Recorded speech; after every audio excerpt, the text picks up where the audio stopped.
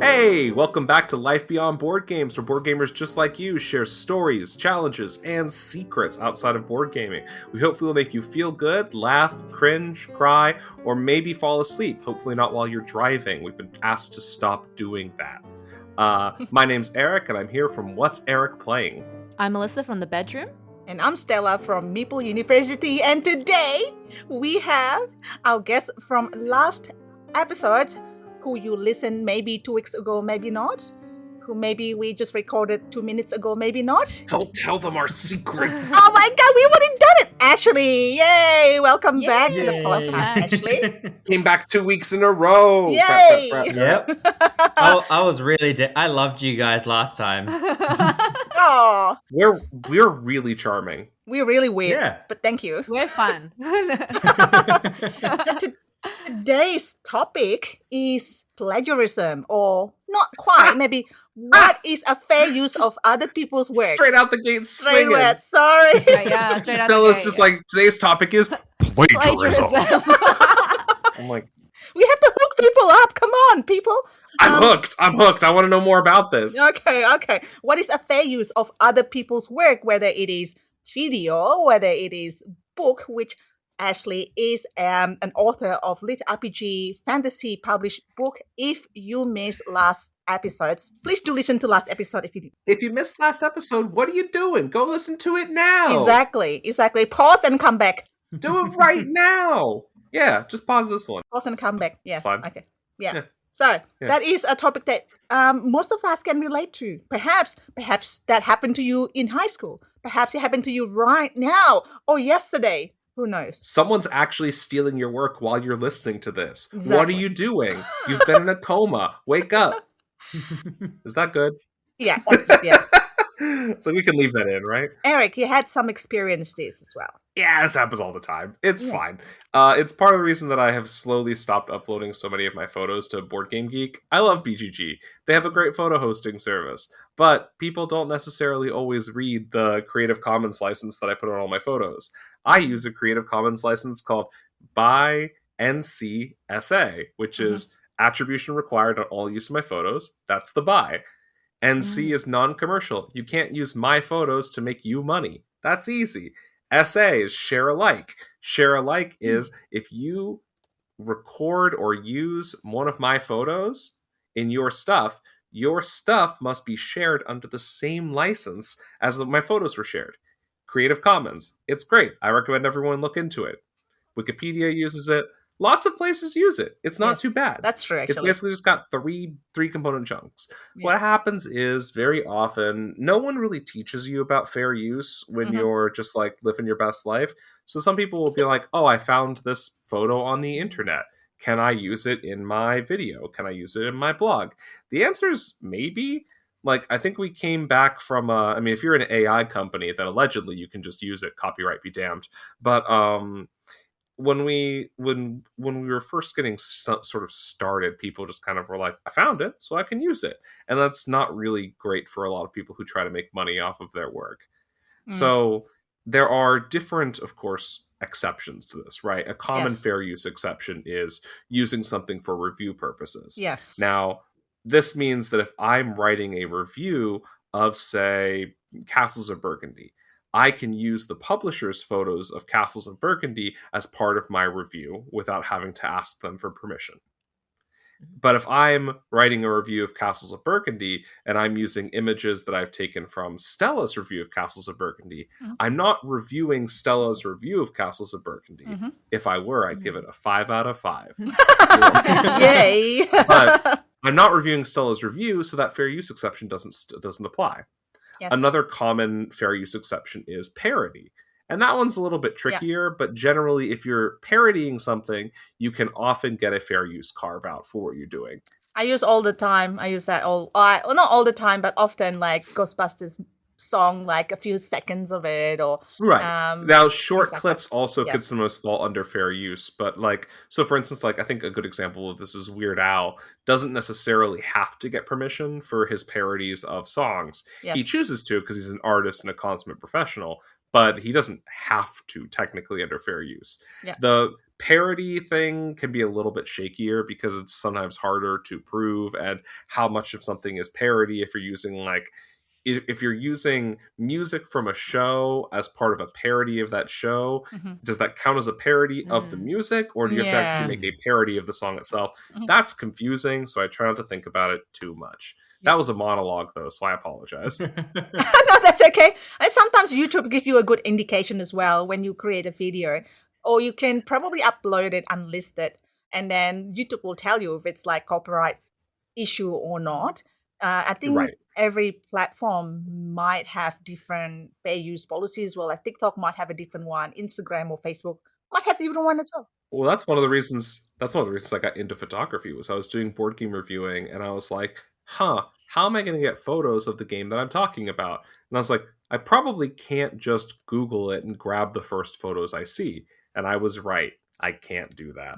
Yeah. So I started taking my own photos, and now I make a little bit of money as a board game photographer. Yeah. But as a result, if someone else is using my photos, that sucks a bit. Yeah. Yes, true. I mean, back in the days, I probably might have done it, like way, way back, just for fun. You heard it here first, folks. Stella on air admitting to crime. Yep. I used to make magazines for my mom and my sister, and I straight plagiarism it from a book.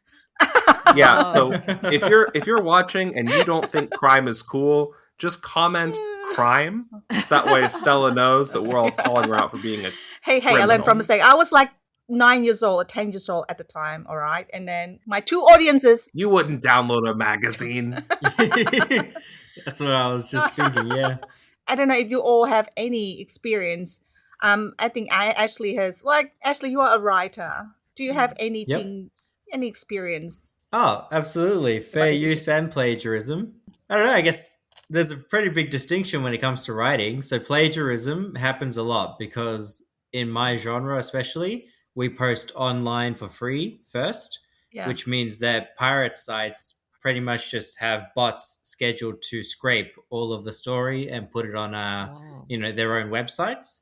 So that's something you risk, where essentially the moment you post and become a bit popular, or even just the moment you post, your story will automatically be out there on pirate websites for people to just kind of read on their own without getting any sort of payment from there, right? Yeah. But fair use is very different. I mean, let's put it like this. Let's say somebody copies your novel word for word and doesn't attribute it to you, right? That's plagiarism. Yes. But you could also hire someone to write your novel for you and not credit them, or sometimes credit them, and there'll be a ghostwriter. Yeah. Mm-hmm. So I think ghostwriter, yeah. Yeah, well, famously, James Patterson uses a lot of ghostwriters, and or it depends. So sometimes he'll attribute them on the cover. Sometimes they're not on the cover. If they're not on the cover, they're pretty much a ghostwriter. If they're on the cover, they're a co-author, if that makes sense. Yep. But sometimes it just doesn't matter. If I'm being honest, because especially, so I've had some experiences where people in my area of writing have gotten their names. Essentially, they've got their names on a story. They approach the publisher, and the publisher says, "Sorry, your novel's not going to be able to come with us unless you let us put this famous author's name on it." And the famous author doesn't do anything, but their name is on it to get sales, if that makes sense. And that tends to be really bad, because I've seen the repercussions of that behind the scenes, where people just kind of stop writing at that point because their novel was popular, but they never got any of the credit, because even if their name is there as a co-author, people are only really commenting, wow, this is another great novel by this famous author kind of deal, right? So is that plagiarism? Is it fair use? I mean, technically you're making money off it, but also you're, everything is getting attributed to a famous author that literally didn't do anything. It's kind of a strange question there. If they give permission... Well, they gave permission, but they gave permission mostly because they were told that the novel wouldn't get... Yeah, exactly. It's permission because, with air quotes, because their novel wouldn't be published otherwise. Yeah. So essentially it's a... Right, it's permission under duress. Yeah. It feels like exploitation. Exactly. But where do you personally draw the line between inspiration and copying? I'd imagine you're getting inspired from lots of different sources. Inspiration is a lot, so it's very different from, well, let's say, so I play a video game, right? So I play a lot of video games. They're tax deductible, they're very fun, and they give me ideas for new books because my genre of books mixes video games with writing. Now, I could write word for word the plot of a video game I've just played. That would be plagiarism, especially if I put their name on it, in which case I'm making money off of their brand. That would be illegal unless they hire me to do that, right? Yeah. But if I play an RPG and I really like all the systems or I really like the general setting, like there's a lot of roguelite games that are becoming very popular. And if you write a roguelite into a novel, that's not plagiarism. I mean, basic settings might be copied, or you might have the inspiration from a game you play. You're like, wow, what if I could write a novel about that? That's just normal. I mean, Yeah. you've got fan fictions, you've got different inspirations, like 50 Shades of Grey was actually a Twilight fan fiction. And, that obviously didn't have any issues. They made like buckets of money. Yeah. I mean, even those what the Heated Rivalry show started off as books that were supposedly a Captain America Bucky fanfic. See? The more you know. Yeah, and so inspiration, it comes in many forms, although I know we're listing all the ones that are fanfics, but it comes in many forms. And so plagiarism is more of a, if you're taking somebody else's work on purpose to make money from it and you're not even, you're not inspired, you're just copy pasting it, that's plagiarism. No doubt about it. And Definitely. yeah, I mean, do you experience that? Yeah. Well, there are really interesting exceptions to that in the board game sphere. So, for instance, you can copyright a rule book, like the actual like structure of the rules of your game. You can't copyright game mechanics. So, for instance, if you make a game that's essentially I don't know, Bang, the like popular hidden role game. Yeah. And let's say you made a game that was essentially a carbon copy of it. I don't know, you called it Legends of the Three Kingdoms. This isn't based off of anything. This is legally distinct. If Bang's company sues you, which they may or may not have, they'll lose that case, because even if you lifted a significant portion of the game mechanics, you can't copyright game mechanics. Otherwise, you would have so many issues in the actual like board game sphere. Correct. Where if Donald X copyrighted the concept of deck building, that entire genre would be stunted forever. And so you can see some examples where that goes very poorly, and there are games that are essentially carbon copies of other games. But you can also see examples of that where it goes really well and it kicks off a really exciting genre, right? From deck building, we have bag building. Like there's all sorts of stuff that comes from that. Well, and so there's weird exceptions. technically, lit RPG books, they are kind of like the mechanics is similar, where a character is gaining or progressing in experience. So it doesn't mean that it's it's just. Well, imagine if you copyrighted the idea of rolling a die to attempt a skill check. Yeah, exactly. Yeah, that would make possible. your games very challenging. Yeah, and it would make the books really boring. Like if you just had I wonder if you mentioned that if it's a pirate website would copy your contents and put it there on website, but I know that your content is free anyway on Royal Road, but they want people to go there just so that they can obviously put advertisement on it and then gain benefit, right? So people. Oh yeah, you could definitely plagiarize free content. Yeah. And the issue becomes then when you want to make it not free, because most people post online to Royal Road, and if they hit it big, they want to then move on to Amazon like I did, or they want to move on to traditional publishing. Maybe they'll make a video game, maybe they'll make a board game. And the problem is Amazon will delete your novel if they think it's plagiarized, which they might think it is if it's put on a pirate website, because they'll put a bot that just searches for the same story. You have to delete your stories before they go on Amazon. You can't delete it from a pirate website because obviously they've stolen it. You have no control of that. Similar, that's why the traditional publishers are taking their time, because they don't like the idea of their novel being published early for everyone to see and then publishing it in bookstores. And they have the same issue where hey, somebody's got it on the pirated website, we can't publish your, stuff. And that's essentially the issue there with the piracy, where it's not an issue why everything is free. I mean, obviously it sucks, but it's still, not really an issue. But the moment you try to actually go professional, make a bit more money and all that, it becomes a big issue because suddenly you'll find those avenues cut off unless you've got a publisher behind you or something like that. Yeah, Mhm. yeah, that is correct. Yeah, and it forces you into the unenviable position that you have to aggressively defend your copyright. Because if Yeah, you don't, then you may lose the ability to defend your copyright for that thing in the future, Mm. right?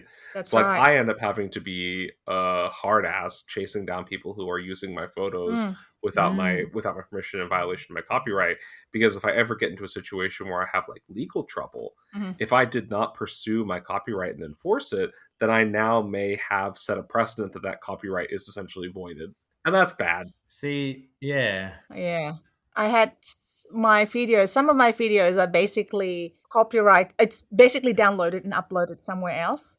And Right. I found out by YouTube informing me this, oh, there's one that is like your video, but it's uploaded somewhere else. I don't know how to contact that person or just, and then I send it to YouTube. Yep, I want to Yeah. taken down. Unfortunately, you sometimes have to go through Yeah. YouTube, and YouTube is very very aggressive about copyright takedowns because they have to be under a lot of, I think, how US law handles copyright. Well, there's other ones as well that I discovered recently, which is another content creators doing their own reviews, but taking a snippet of a few content creators' contents Mhm. and put it on their website. They credit the content creators on the corner, something like that, but they never ask the actual content creators.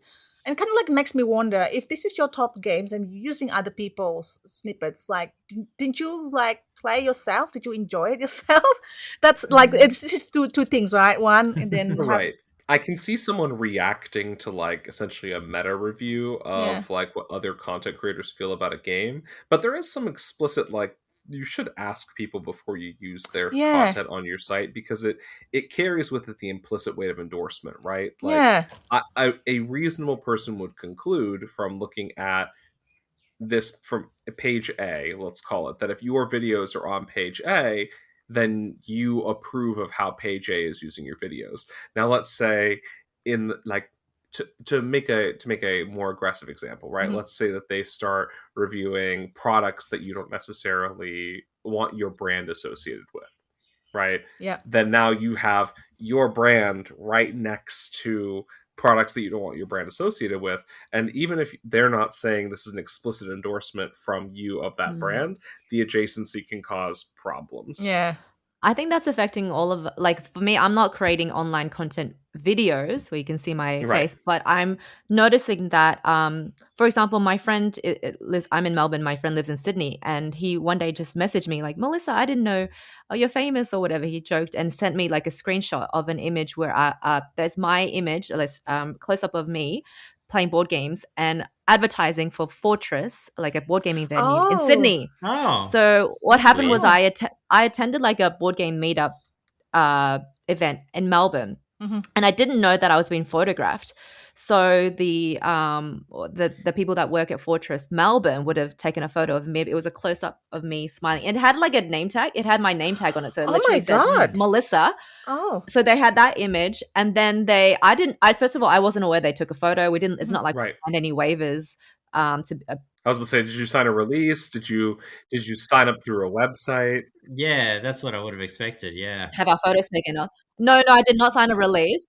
I did not. I didn't even know I had my photo taken. Wow. And then, like months later, my friend messaged me and said, "Yeah, you're being used in a social media campaign on Facebook or whatever." And he's like, "I didn't know you were playing at Fortress Sydney," and I was like, "I didn't know either." So that's what's happening. Like your image can be used when I'm playing like Feels Pickle- like someone owes you when some money. Yeah, I know. What did you do? I didn't do anything about it. Oh. I spoke about it to my friends. They're like, "Oh, maybe there's some kind of policy as a condition of entry into the venue. Maybe they are allowed to Yep. take photos of you and use it to that's distribute whatever way they want." Okay. That would be shady, yeah. but I could imagine it. So that's why I was like, "Oh, I can't be bothered." Was it during one of a ticketed event? Like, so you know how they have the D&D on Sunday and all that? It was like a ticketed just board game event because on Okay, Wednesdays they yeah. have like that. It was ticketed. It's very possible that a condition of purchasing a ticket is that Yeah. Yeah, maybe it was in the fine print, but Probably. it's still shady. Like that's the thing. I'm very uncomfortable because I know, like, even when I go to pickleball, I go to different pickleball events. That there's the organizers can take photos of you, can take videos of you, and upload it onto their social media without your knowledge or prior consent. And it's just very. I don't know if it's gray area or just like there aren't well known policies or rules around it, so they can just use Yeah. your image, upload it for whatever purpose they want. Yeah, especially you are a very attractive and well dressed individual who attended like board games, which is like like that's that's it's a good face. It's the face of Fortress. and I it's, mean, there's something to also be said for like It's not about that though. Like I'm joking. Yeah. yeah. I mean, that's I mean, I'm not joking about you are attractive, but thank you for the compliment, but also I'm glad damn, Stella. I'm glad you don't do that at your events, like, Yeah. and if you did, I'm sure you'd be like, "Can I take a photo?" And I'm gonna use it. Yeah. I think that's the polite, courteous thing. Oh, Stella's actually been doing that for years. Oh my God, Eric! Eric lies again. She's been selling all of your photos to Monster Energy. Yeah, but imagine if you're advertising some event that you don't even know all the way in a different state. Yeah. I usually ask or I put it on my Facebook, and it's not for advertising, like gaining money for my personal thingy, and it'll be like blurry and there's no name, involved, like people from the Yeah. back playing board games. Just the ambience on my Facebook group. That's it. So yeah, I'm still not sure how to handle this thing, but anyways, I guess what do you think, viewers? If you have a review, do you have something online? Are you okay for other people's using it like that? Are you okay for your face to be featured elsewhere? I mean, some people Well- don't care about it. I mean, don't get me wrong. I don't mind my face being used in other places. Like, funnily enough, Stella, I was googling myself on Facebook just the other day. I think because I ran Yeah. into something where someone said, like, I saw my name on a post. I'm like, I didn't realize that I've been talked about Right. in this group, and I see this picture of me put there by Stella. Just from when we were Uh-oh. at PAX. Yeah. And I'm like, oh, look, there's a picture Uh-oh. of me right there from when we were at PAX. So I ended up saving the photo. No, but I Aw. don't mind it that way. Is that it? I'm sure it's not in a bad way, as in like, oh, I'm trying to make money out of you. No, nothing like that. I ask people though. I remember that now.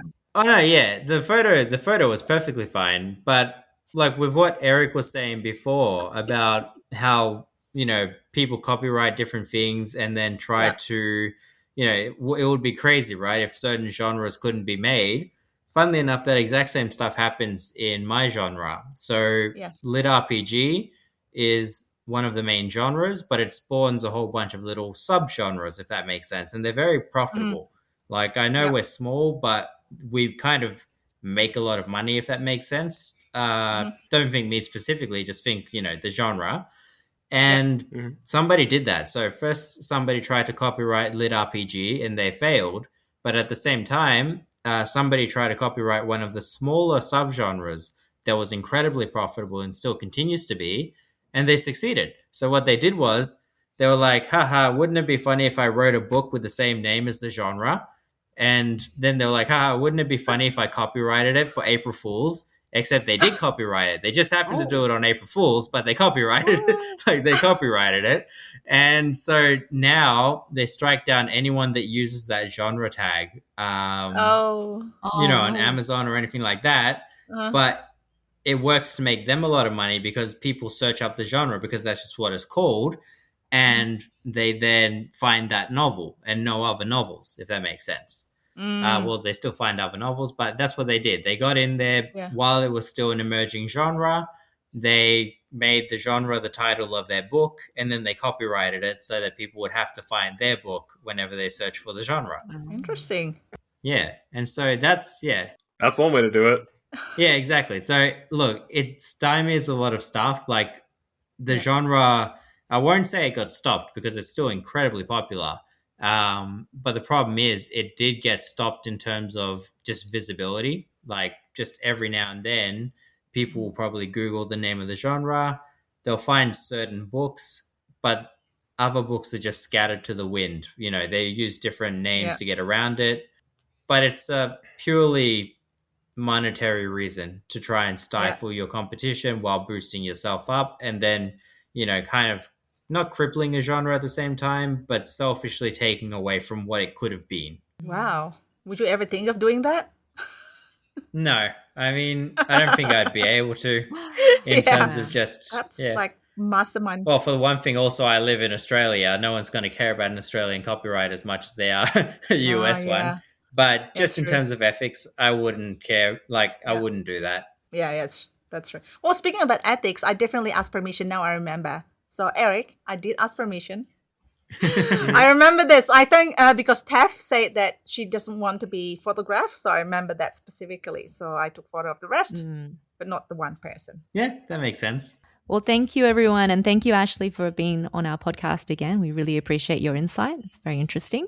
So we hope we made a good companion for your driving, your house chores, or your everyday routines. And once again, if you enjoyed our podcast, please, it would mean a lot to us if you could follow us and leave a review or comment. And we'll see you in the next episode. Bye, everyone. Bye. Thank you. Yeah. Bye. Bye. Bye.